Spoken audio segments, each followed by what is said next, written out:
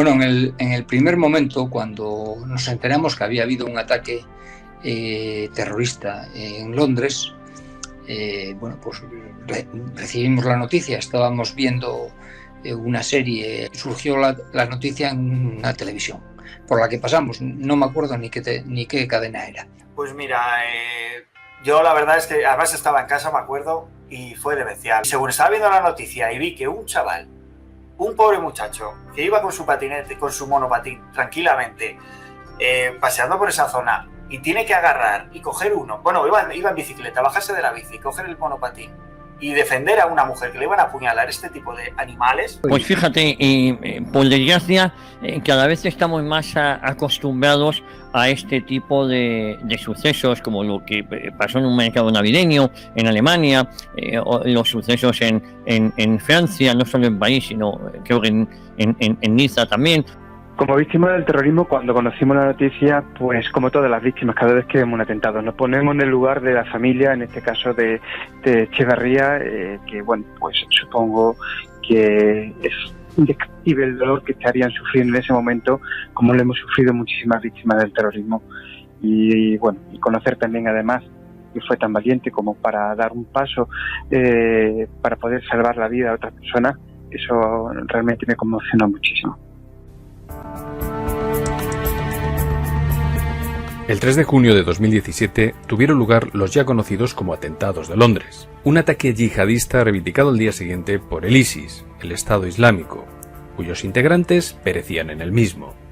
Eran 3 terroristas, de los cuales uno era británico de origen pakistaní y los 2 restantes eran marroquíes.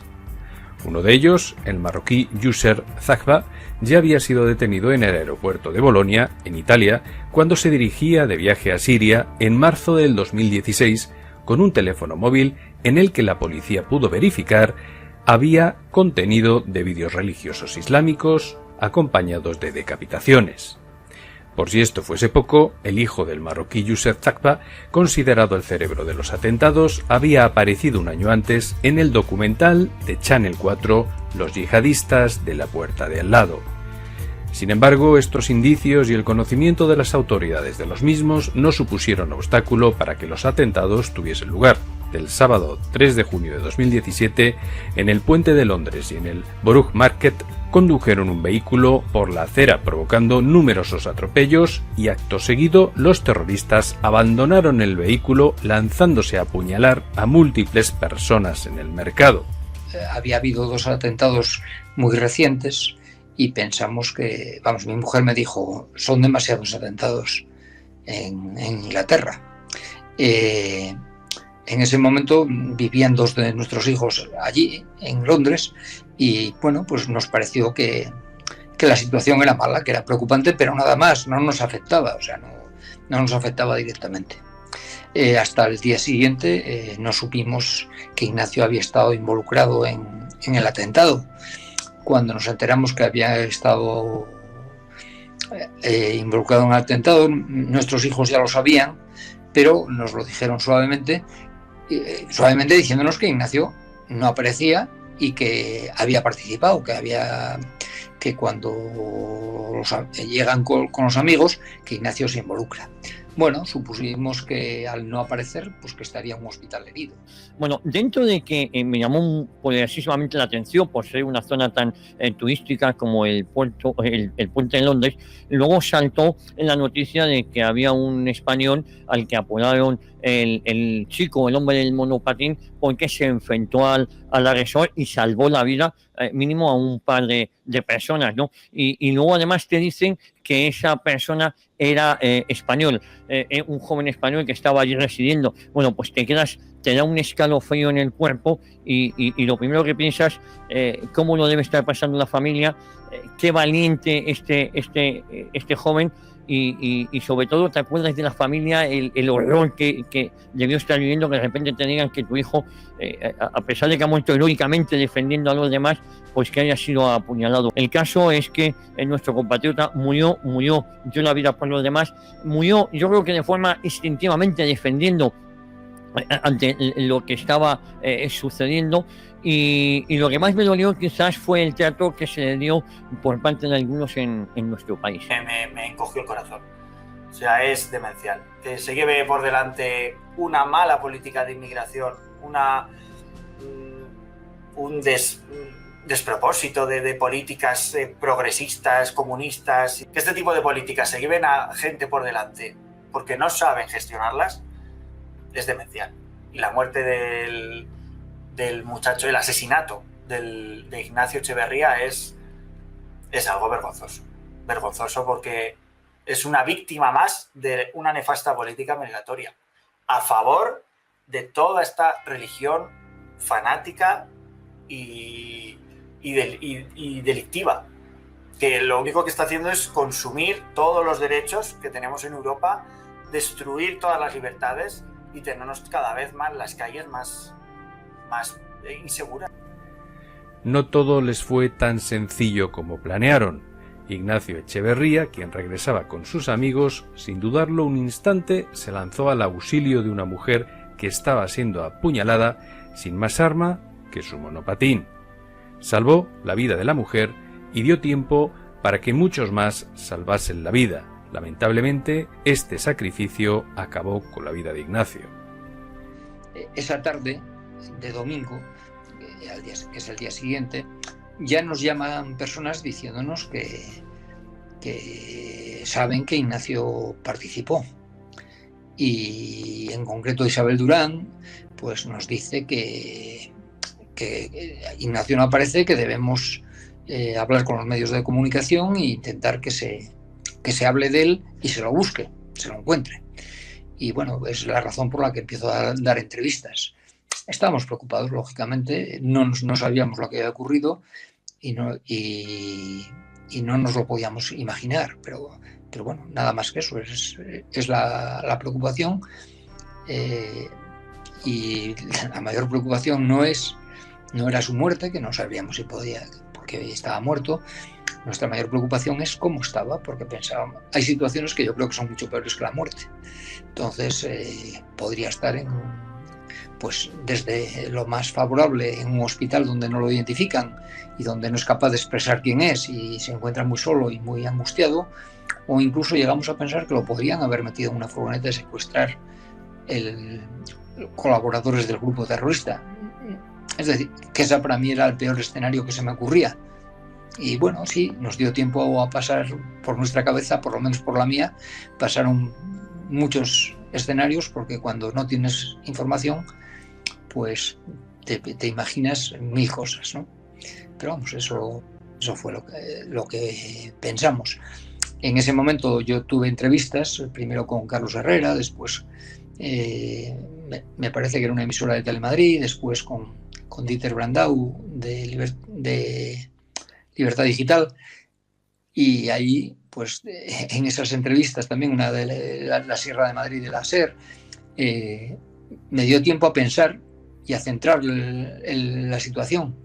Y bueno, es cuando centro que en ese momento lo importante no era buscar a Ignacio, sino que lo importante era resolver y neutralizar todo posible complot terrorista que pudiera haber, y eso lo expreso con palabras y digo que vamos, me preguntan que si nos está tratando mal la policía inglesa, etcétera, etcétera, y yo digo que no es ese mi sentimiento. Mi sentimiento es que tienen que trabajar y que nosotros no somos lo más importante del asunto, que lo importante es curar a los heridos y neutralizar a los terroristas, y que satisfacer a las familias para mí era menos importante. Mira lo que te digo, bueno, Ignacio, que además es compatriota mío, vive en el municipio de La Roza, donde yo vivo, y donde creo que vive su familia. El Ayuntamiento de La Roza le dedicó un parque, y si no me equivoco, hablo de memoria. Fíjate, posiblemente haya más Ignacios de lo que nos podemos imaginar. Lo que pasa es que los valores de la gallardía, el defender, el ver que están atacando a una mujer y dar la cara, cada vez están más en desuso precisamente por las consecuencias que luego puede acarrear. Mira, te digo una cosa, si llega a ser al revés, Ignacio le da un mal golpe con el monopatín al asesino, hoy en día Ignacio estaría en la cárcel y no sería objeto de ningún homenaje ni reconocimiento. Entonces eso, lo que pasa es que en la rapidez de los sucesos yo no pienso en eso, yo veo algo que me desagrada y me meto. Reconocer que me meto sin pensar en las consecuencias. Luego lo analizas y dices, coño, se paras en una pelea y le das un empujón de más al agresor y resulta que luego te empapelan a ti. Yo te digo que la paradoja que saco de todo esto es que si Ignacio llega a ser el que le abre la cabeza, no el que apuñala, sino que con el monopatín le da un mal golpe al agresor, hoy en día Ignacio estaría siendo vilipendiado, acusado, se le llamaría facha, se le buscaría algún calificativo, y al otro estaría siendo ensalzado, que era un pobre mente que pasaba por ahí. Esa es la desgracia de esta sociedad. No tengo ninguna duda de que quedan muchos Ignacios. Lo que pasa es que, y además, quedan muchos porque uno no lo piensa, uno actúa instintivamente, porque si lo pensáramos, dejaríamos que efectivamente cada uno fuera lo suyo, ves que a uno le están atracando y miras a otro lado, pasa, no te metes en lío, que en el fondo son los valores que nos están inculcando esta sociedad. Gracias a Dios todavía queda gente que tiene ese instinto de dar la cara por los demás, a pesar de que no son los valores precisamente que esta sociedad nos enseña. La sociedad española ha dado ejemplo porque hemos sufrido el terrorismo de ETA durante casi 50 años y ha dado ejemplo que casos como el de Ignacio hay muy poquitos, lamentablemente. Hace falta valentía, hace falta empatía, hace falta generosidad, que no la hemos tenido la víctima del terrorismo de ETA porque hemos vivido durante casi 50 años con el silencio cómplice y con el abandono y el olvido de una sociedad, especialmente la vasca y la navarra, donde veían que asesinaban a nuestros seres queridos y miraban para otro lado. No hubiese hecho falta mucho Ignacio Echevarría durante todos estos años las víctimas del terrorismo de ETA y por lo tanto no es algo muy normal. Algún caso puntual como el héroe de Madrid, aquel famoso héroe anónimo que gracias a él se pudo detener al Comando Madrid, uno de los más sangrientos, pero realmente es un ejemplo a seguir y que lamentablemente no son muchos los que tenemos como referencia en España. Porque para mí ya Ignacio, el caso de Ignacio Echevarría es un ángel, es una persona que salvó otra vida ofreciendo la suya a cambio de que un desvaciado de este calibre no se llevase la vida de una mujer que estaba indefensa y que la iba a apuñalar por todos lados, ¿no?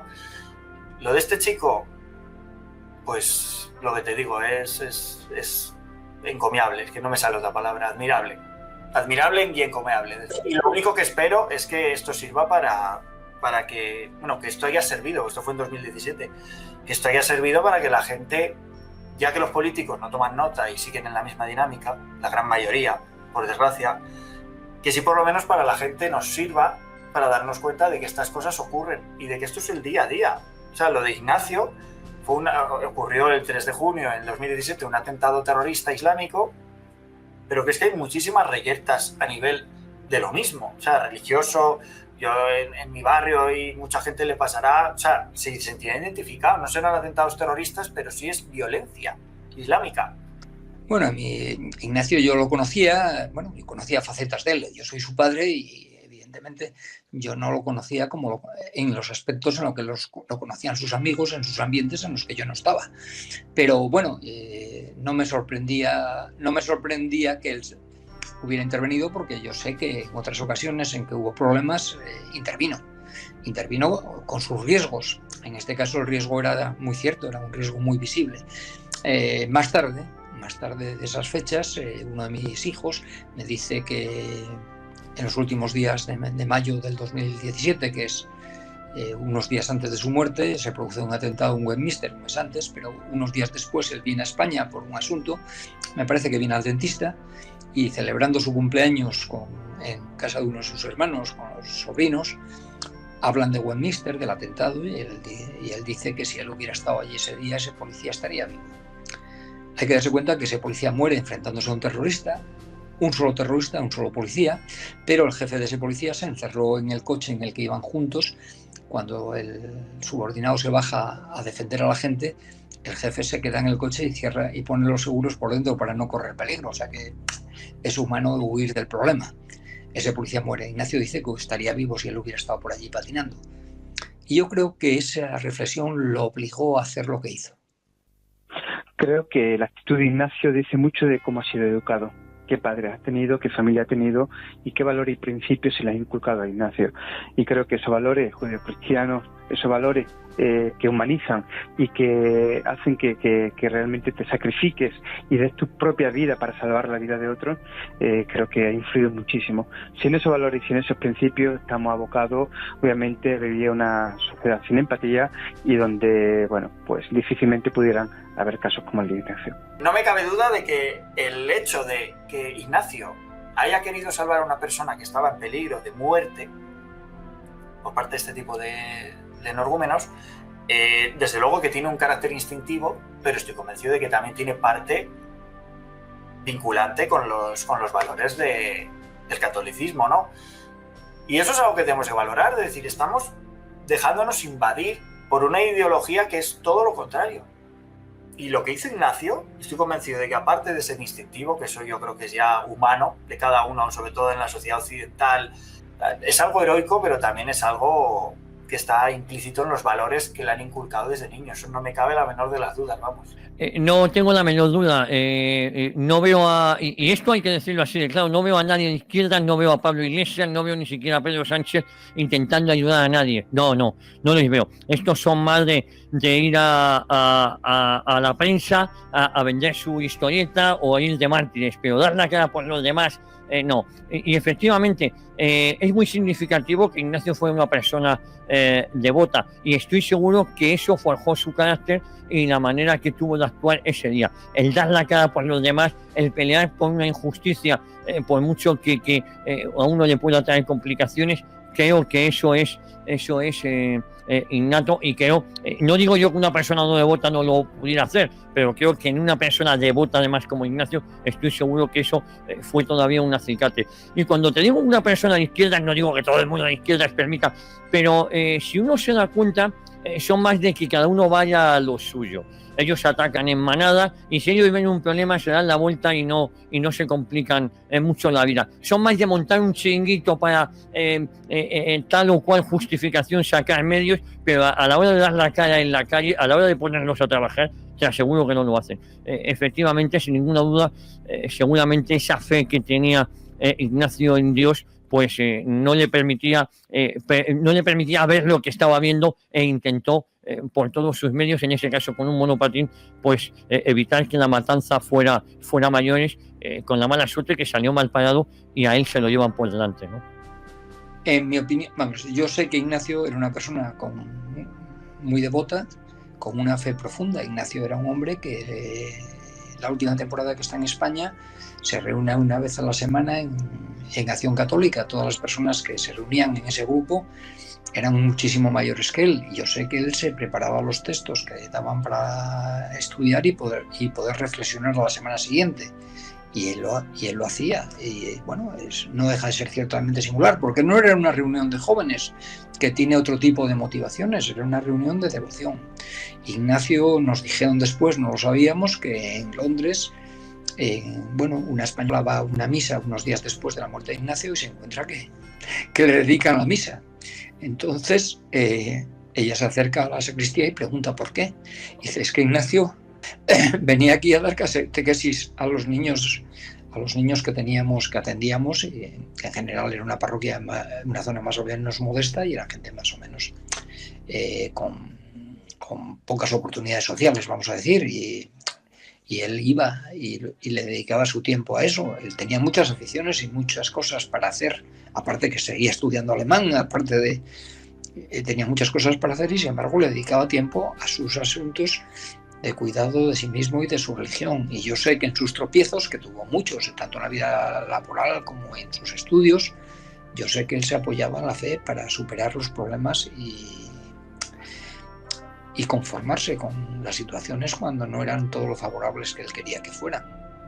más que mala conciencia, lo que tienen es maldad. La izquierda no tiene conciencia. Y uno puede pensar, ¿está usted exagerando? No, no estoy exagerando. No tiene conciencia porque en su ideario, en su ideología, está autorizado el mentirse y con eso se consigue un fin.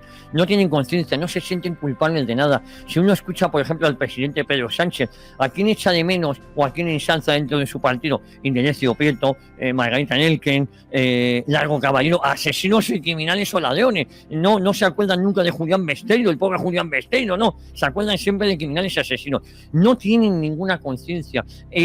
A ellos les está autorizado mentir. Y es verdad que posiblemente también esa falta de fe les está autorizado mentir, les está autorizado aprovecharse de todo si con ellos consiguen o piensan que van a conseguir un elemento, ¿no? Atacan continuamente a la religión católica y para ellos se apoyan en la musulmana, como si la musulmana les fuera a perdonar a ellos la vida, pero es igual, ellos ven un enemigo y el amigo de mi enemigo es mi amigo, entonces eso les da exactamente igual. No hay conciencia, no tienen ningún sentimiento de culpabilidad, todo lo contrario, se sienten orgullosos de todo su pasado. Y es más, yo recordaba el otro día como en los años 30 el único diputado que tenía el Partido Comunista estaba en contra del ejército español y defendía el ejército de la Unión Soviética, y luego por otro lado estaba a favor de que el Sáhara, Ceuta y Melilla fueran cedidos al protectorado de Marruecos, que Marruecos como tal tampoco a su vez estaba dividido el protectorado entre España y Francia, pero todo lo que vaya contra España a ellos no tienen ningún sentimiento de culpabilidad. Que no te creas que su política migratoria en este caso les causa ningún tipo de todo lo contrario, criminalizan al guardia civil que está cuidando la frontera si en un momento dado impide que haya una avalancha. Bueno, pues le acaban criminalizando a él si le piden una foto dando un empujón a alguien. En cambio, esas manadas que se ha comprobado, sobre todo en Cataluña, en Levante, que han violado en Canarias, que han violado a jóvenes españolas y algunas extranjeras, no tienen ningún sentimiento de culpabilidad, porque para ellos incluso esa mujer violada tampoco puntúa. Yo creo que te lo he dejado bastante claro. No tienen conciencia, no tienen sentimiento de culpabilidad. Ellos les está autorizado mentir y no tienen ningún problema en mentir y en tergiversar la realidad. Ningún sentimiento de culpabilidad. Muchos de los atentados terroristas que se están llevando a cabo por parte de los islamistas en Europa, tanto en Reino Unido, Francia, Bélgica, España, etcétera, se podrían haber evitado si realmente no tuviésemos las puertas abiertas a que cualquier persona pueda entrar a nuestros países sin un debido control, sin saber quiénes entran a nuestras casas, si son personas que vienen a delinquir, que vienen a asesinar, que vienen a impartir el terrorismo por todas partes. Por lo tanto, creo que hay una responsabilidad de nuestro gobierno en tanto no existe ese control de frontera que está permitiendo que cada vez y con más frecuencia podamos tener y podamos sufrir atentados como este. Gracias a la Guardia Civil y la Policía Nacional en España se han evitado en estos últimos meses muchísimos atentados. Ha habido muchísimas detenciones de terroristas islamistas que han llegado a España, incluso en pateras, detenciones recientemente incluso en Andalucía, y creo que esas políticas se las tiene que hacer mirar tanto Europa como España. La conmoción mundial que supuso el atentado se vio acompañada así de un acto heroico, de una reivindicación del honor, el sacrificio, de los valores humanos más altos, y también muchos sentimos el dolor de lo terriblemente gratuito de estos atentados que por las ideas de nuestros acomplejados políticos que dan más garantías al que quiere hacer el mal que al ciudadano que quiere vivir en paz nos ponen en riesgo y si nos quejamos nos insultan llamándonos lo más suave xenófobos. Dejaré aquí esa reflexión por no vincularla más de lo necesario a la memoria de Ignacio y como nota positiva para finalizar este trabajo permítanme que me haga eco del estreno que tendrá lugar este viernes, Skate Hero, inspirado en la vida de Ignacio Echeverría, que rinde homenaje a la misma. En la descripción de este vídeo de YouTube tienen los links para más información. Quién sabe si nos veamos en el estreno o futuras ediciones de dicho musical. Dar desde aquí las gracias a quien mantiene viva la memoria de los héroes, pues en esta sociedad donde nos sobran los malos ejemplos, tenemos que atesorar los buenos. Y por supuesto, gracias Ignacio Echeverría.